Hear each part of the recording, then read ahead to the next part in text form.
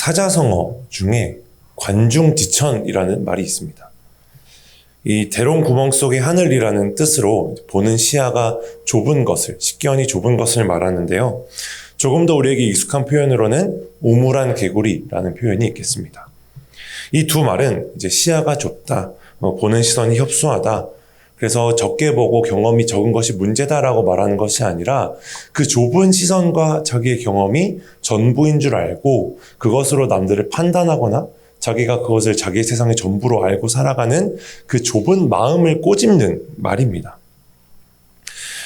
사실 사람이라는 게 원래가 자기가 본 대로 생각하기 마련이고 경험한 대로 살아가기 마련입니다.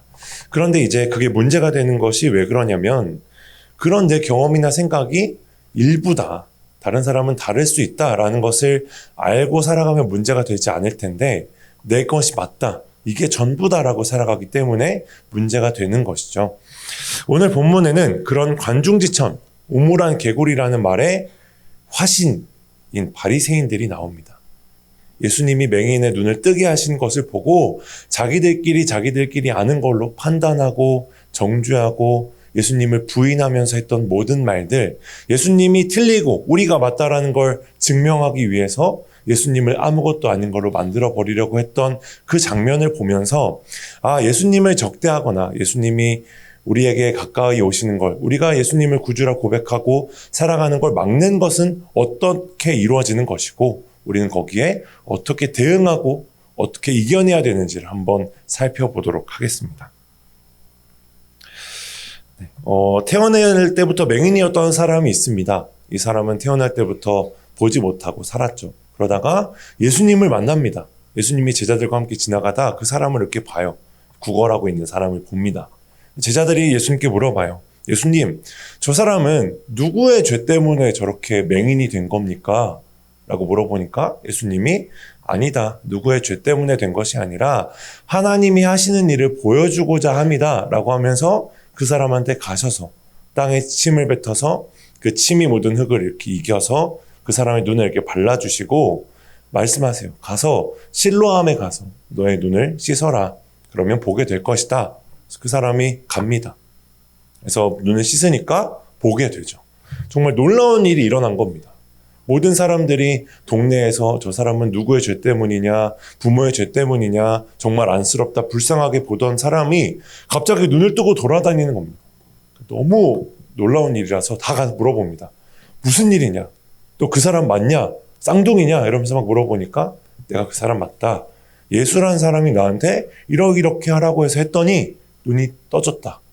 라고 하니까 사람들이 그 사람을 이끌고 바리새인들한테로 갑니다. 자기들 딴에는 그래도 말씀에 해박한 사람들이고 하나님과 가깝게 여기는 사람들이니까 어떤 일인가 보여주고자 함이었겠죠. 근데 가니까 바리새인들이 역시나 그 사람한테 묻습니다. 어떻게 된 거냐 했더니 똑같이 대답해요. 예수라는 사람이 이렇게 했더니 이렇게 해서 눈에 띄게 됐습니다. 라고 하니까 그걸 보고 바리새인들이 자기들끼리 막 논쟁을 펼칩니다. 마침 그날이 안식일이었거든요. 안식일에 뭘 하는 게 죄였으니까 어떤 사람들은 이렇게 말합니다. 안식일에 이런 일을 하다니 그 사람은 죄인이다. 하나님이 보내신 자가 아니다. 어떤 사람들은 아니 하나님이 보내신 자가 아니면 어떻게 이런 이적을 보여주느냐. 절대 그런 거 아니다. 죄인이 아니다라고 하면서 자기들끼리 또 막 이렇게 논쟁을 펼쳐요. 그래서 옆에 서 있는 사람한테 물어봅니다. 눈에 뜨게 된 사람, 맹인이었던 사람한테 너는 그 사람을 누구라고 생각하느냐? 물어보니까 그 사람이 대답하죠. 선지자입니다. 선지자라고 생각합니다. 그러니까 바리새인들이 인정하기 싫잖아요. 괘씸하잖아요. 그래서 그 사람이 맹인이었던 것까지 믿지 않기로 합니다. 너 사실 거짓말이지? 근데 우리 못 믿겠으니까 부모 불러와라. 내가 너의 부모한테 물어봐야겠다. 그래서 부모님을 불러옵니다.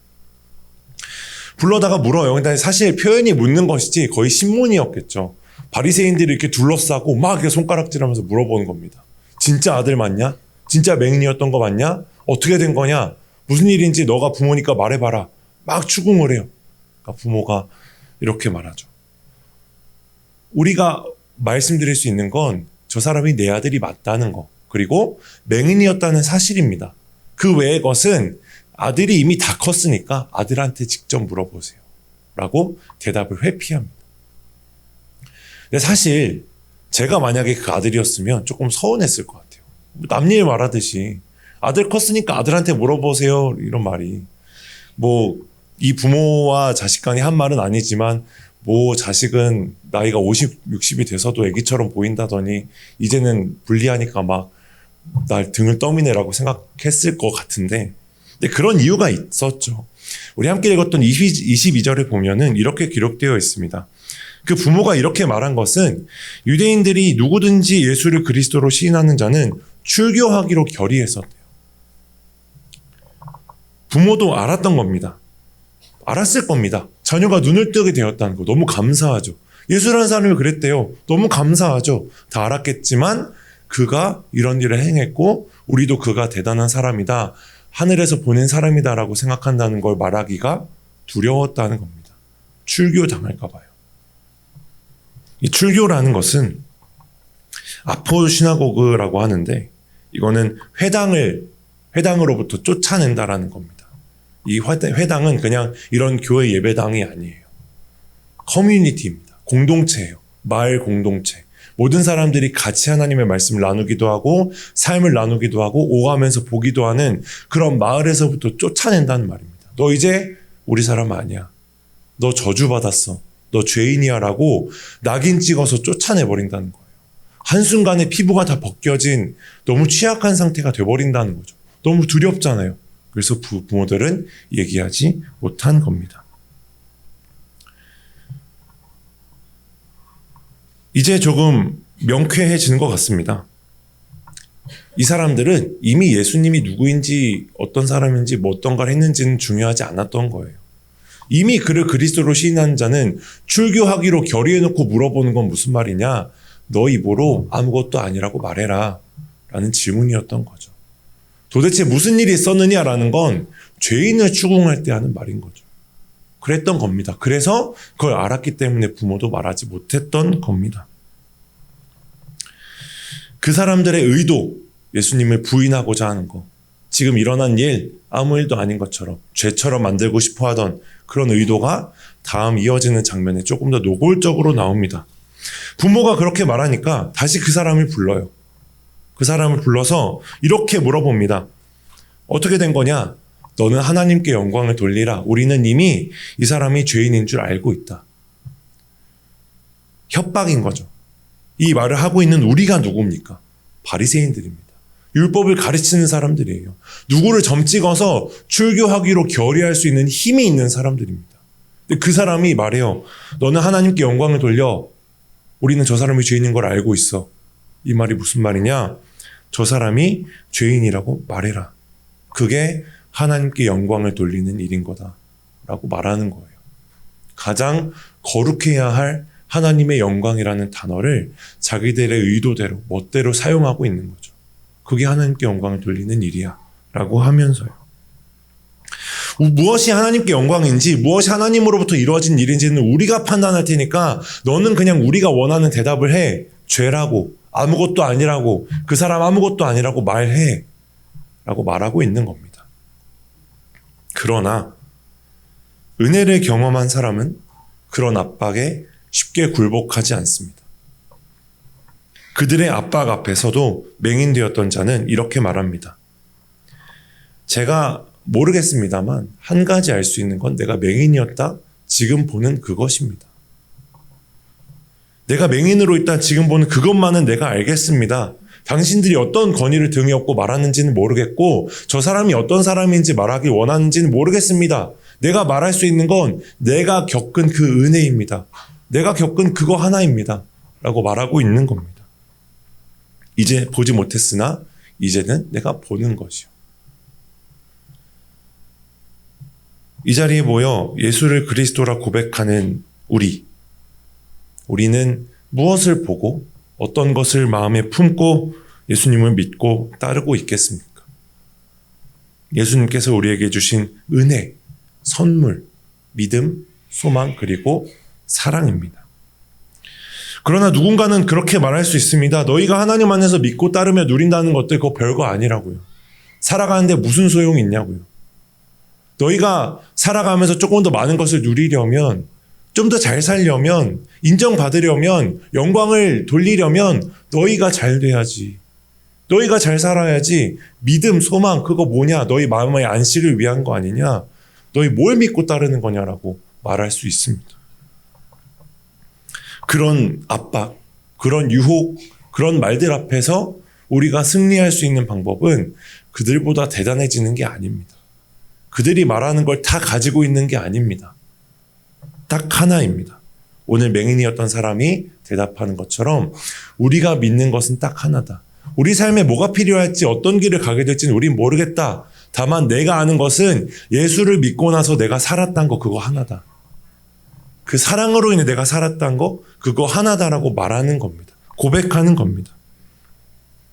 그 은혜를, 그 복음을 예수를 그리스도로 믿고 따라갈 때 다른 것이 아니라 그것만 내가 알겠습니다라고 고백하면서 나아갈 때 우리는 비로소 승리할 수 있을 겁니다. 왜냐하면 예수님이 이미 그 십자가의 은혜로 보혈로 모든 것에 승리하셨고 그 은혜를 우리에게 나눠주셨기 때문입니다. 그런 대답을 들은 바리새인들이 한 번 더 물어봅니다. 그 사람이 너한테 무엇을 했느냐? 너의 눈이 어떻게 떠졌느냐? 답답하죠. 몇 번째 물어보는 건지 모르겠습니다. 그래서 맹인이었던 자도 이렇게 대답합니다. 대답하되 내가 일렀어도 듣지 아니하고 어찌하여 다시 듣고자 합니까? 당신들도 그의 제자가 되려 하나이까? 라고 물어봅니다. 바리새인들은 이 질문까지 예수님의 이름을 부르지 않아요. 그 사람, 죄인 이렇게 말해요. 그 속에 담긴 본심은 아까 말씀드렸던 것처럼 예수님의 존재를 인정하고 싶지 않은 본심인 겁니다. 우리는 싫어하는 사람, 거리감을 느끼는 사람을 이름으로 부르지 않아요. 누가 저한테 한소라 이렇게 부른다면 이미 저랑 좀 친하거나 관계가 있거나 그런 사람들이겠죠. 근데 누군가 저를 양한솔 이렇게 부른다면 조금 거리가 있고 마음에 딱딱함이 느껴지는 그런 부름일 겁니다. 그리고 누군가 저를 그 사람, 걔 이렇게 부른다면 결코 좋은 상황이 아니겠죠. 제가 들으면 안 되는 말일 겁니다. 그런 말들은. 사람의 이름이 아니라 대명사로 부르는 것은 그 사람의 인격을 인정하지 않는 행위인 겁니다. 이름을 모른다거나 부를 상황이 아니라거나 아니면 너무 친밀해서 애칭으로 내 새끼, 내 사랑 이렇게 부르는 게 아니라면 의도적으로 이름을 부르지 않는 건 그 사람의 존재를 인정하지 않으려는 마음이 담겨 있는 겁니다. 그 사람과의 나의 거리가 멀어지는 걸 인지하고 표현하고자 하는 마음인 거예요. 그래서 바리새인들이 예수님을 부르는 행위에는 그런 마음이 들어가 있었던 겁니다. 예수님을 향한 폭력적인 마음이요.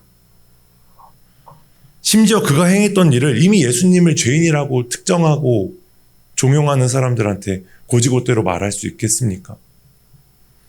근데 이 맹인이었던 자는 그런 의도에 넘어가지 않아요. 도리어 역으로 질문을 합니다. 내가 이미 계속 말했는데 왜 또 물어보는 겁니까? 사실 당신들도 그의 제자가 되고 싶은 거죠? 라고 물어봐요. 요새 친구들이 쓰는 말 중에 입덕부정기라는 말이 있습니다. 이게 두 가지 말이 합성된 말인데 입덕이라는 말은 이제 어떤 거를 엄청 좋아하게 된다는 말이에요. 근데 그냥 우리가 우리 보리차 좋아해 이런 것보다 조금 더 많이 음식이라고 하면 일주일 내내 그것을 먹어서 될 정도로 어떤 사람을 그냥 24시간 내내 보고 있어도 좋을 정도로 좋아하는 걸 입덕한다라고 말해요. 근데 이걸 부정하는 기간이래요. 이게 뭐냐면 내가 원래 별로 좋아하지 않는다고 생각한 건데 어느샌가 내 마음에 스며들어온 거예요. 근데 그걸 인정하는 게 자존심이 상해요. 나 저거 별로 안 좋아했는데. 근데 어느샌가 그걸 찾고 있는 나를 발견하고 나를 싫어하는 거예요. 그래서 더 막 싫어해요. 이걸 입덕부정기라고 부르는데 이 설명을 왜 하냐면 지금 이 맹인이 되었던 자가 그렇게 물어보고 있는 거예요. 너네 사실 예수님 좋아하지? 그러니까 자꾸 듣고 싶은 거지. 그래서 나한테 계속 물어보는 거지. 막 그렇잖아요. 우리가 좋아하는 사람이 어떤 일을 했다 그러면 자꾸 물어보잖아요. 우리 자녀들이 막 학교에서 막 상장을 받고 돌아왔어요. 그러면 어떻게 했어? 뭐 어떻게 했어? 막 이러면 너무 기특해서 막 계속 듣고 싶어 하고 말하고 싶잖아요. 이 사람이 그렇게 물어보는 겁니다. 자꾸 말해도 듣고 싶어 하는 거 보니까 사실 당신들 예수님의 제자가 되고 싶은 겁니까?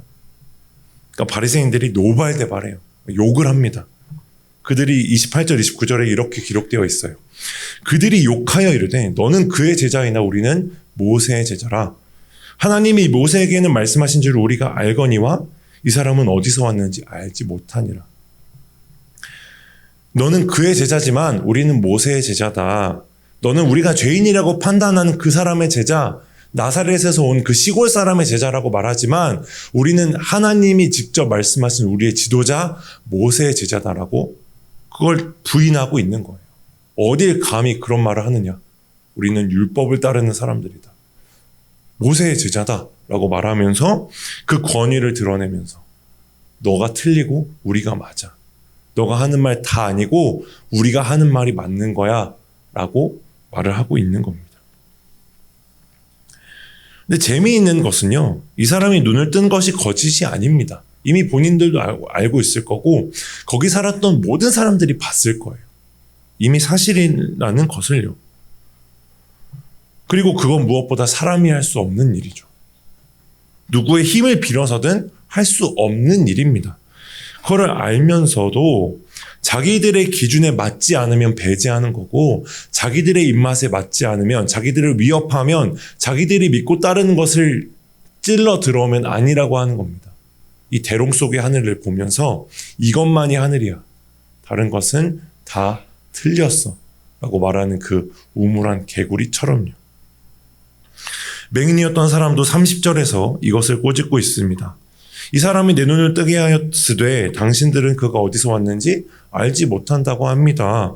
나는 알겠는데 왜 너희는 모릅니까? 라고 하면서 31절부터 33절까지 이렇게 증언을 이어가는데 여기는 같이 한번 읽어보도록 하겠습니다. 하나님이 죄인의 말을 듣지 아니하시고 경건하여 그의 뜻대로 행하는 자의 말을 들으시는 줄을 우리가 아나이다. 창세 이후로 맹인으로 난 자의 눈을 뜨게 하였다함을 듣지 못하였으니 이 사람이 하나님께로부터 오지 아니하였으면 아무 일도 할 수 없으리이다. 아멘. 하나님이 세상을 창조하시고 사람을 지으실 때 땅의 흙으로 사람을 지으시고 생명을 불어넣으셨습니다. 그렇게 세계가 열리고 하나님과 사람과의 관계가 시작이 되었죠. 예수님께서 이 사람의 눈을 뜨게 하실 때 침을 뱉어 진흙을 눈에 이겨 바르심으로 그 사람의 눈을 뜨게 하셨습니다. 그 사람의 세계를 열어주셨습니다. 작은 창조의 반복이 일어난 겁니다. 예수 그리스도가 하나님의 창조의 대행자임이 나타난 것이죠. 근데 그렇게까지 거창하게 생각하지 않더라도 창세 이후로 맹인되었던 자가 보게 되었다함을 내가 듣지 못했다. 이는 당연히 사람이나 다른 어떤 거가 개입한 게 아니라 하나님께로부터 온 능력이 아니겠느냐.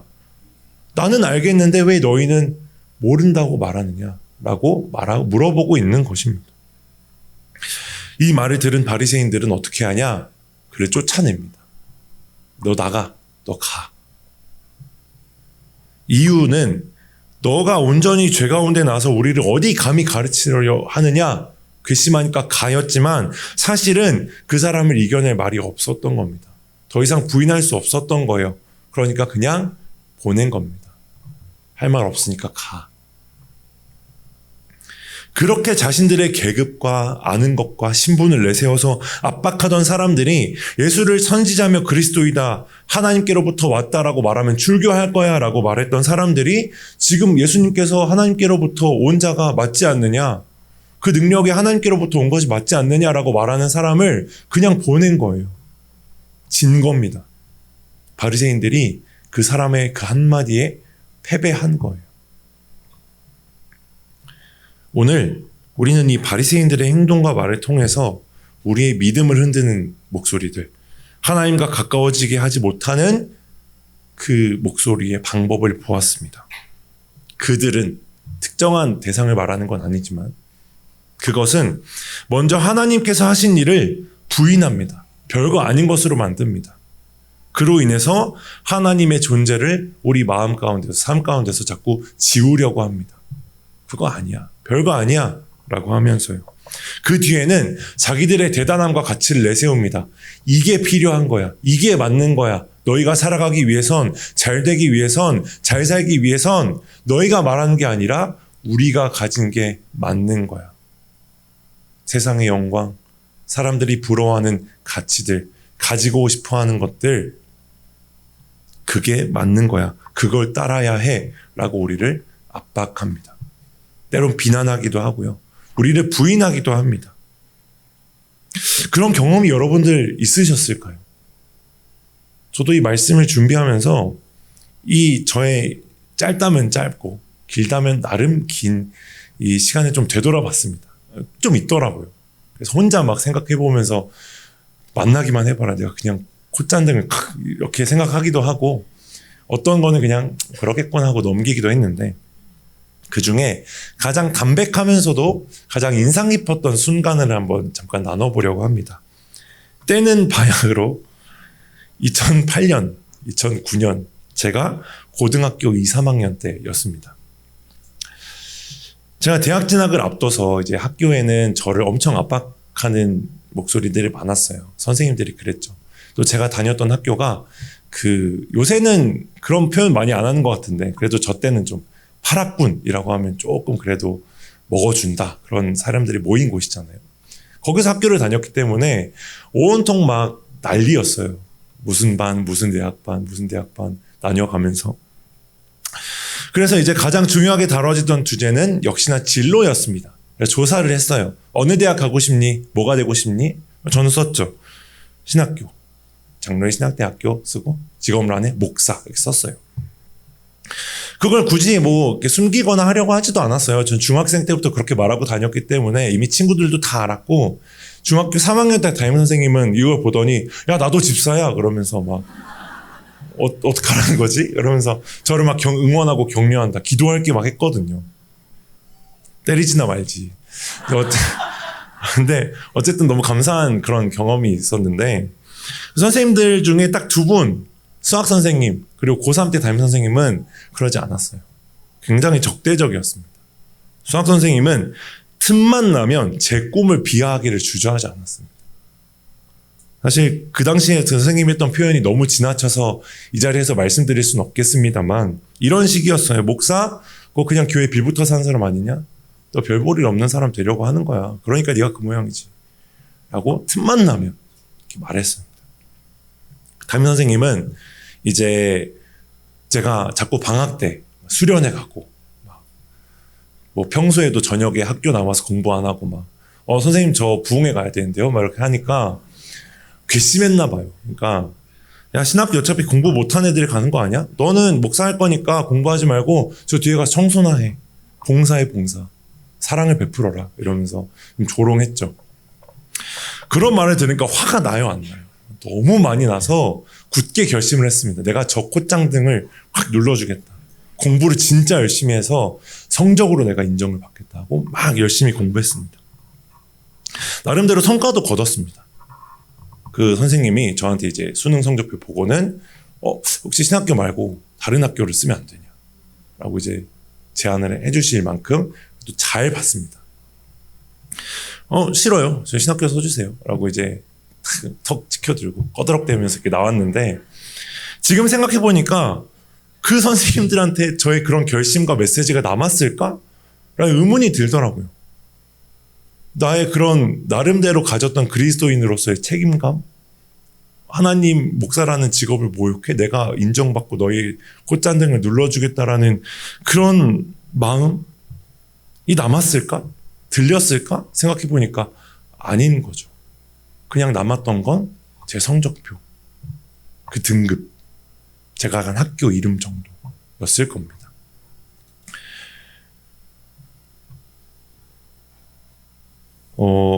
그러나 오늘 본문에 맹인된 사람은 바리새인들이 요구하는 기준, 거기에 맞추지 않아요.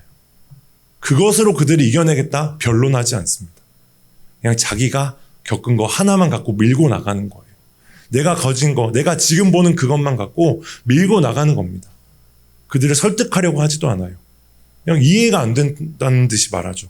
나는 알겠는데 왜 모르겠습니까? 이게 이렇게 분명한데 모르겠다고요 라고 하면서 자기가 믿는, 자기가 겪었던 것만 가지고 맞서 나갑니다. 그것은 그들 앞에 내세울 만한 어떤 권위가 있었기 때문도 아니고요. 그 사람이 사실 엄청 대단한 사람이었기 때문이 아니라 그저 자신이 겪은 예수님의 능력에 대한 확신이 있었기 때문이었던 겁니다. 저처럼 저 사람들의 방법으로 이겨내겠다 이게 아니라 내가 가진 것으로 나아가겠다 였던 것이죠.